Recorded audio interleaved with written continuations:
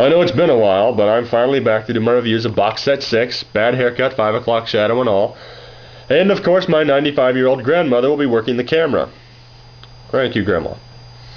I'll begin my reviews with Attack of the Giant Leeches, 1959, preceded by the short Undersea Kingdom Part 1.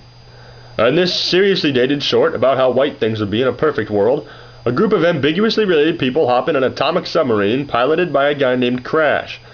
Crash's skills in the wrestling ring appear to be no use at the end of the short, as he's unable to defend himself and the witless little boy who for some reason accompanies them on a dangerous mission to the bottom of the ocean. They're apparently blown up by rocket-propelled hot dogs, and the short ends at a cliffhanger. At least I suppose it'd be a cliffhanger if we actually cared what happened to anyone. The movie doesn't fare much better in the excitement category. First off, it takes place in the South, the Deep South. So far deep, in fact, that it's probably somewhere in the middle of the Gulf of Mexico. A surprisingly not ugly woman is cheating on what appears to be her pet hippopotamus. Then it starts talking, and we come to learn that it's actually a man, her husband no less. The dangerously obese husband stalks his wife and her lover into the swamp where they're killed by trash bags. Now remember, throwing away your trash bags not only hurts the animals, it also hurts swamp-dwelling rednecks as well. We then switch to another far less important story about a game warden and his troubles. You see, he just wants to save the wildlife, but the rest of the Deep South just wants to get drunk and shoot it.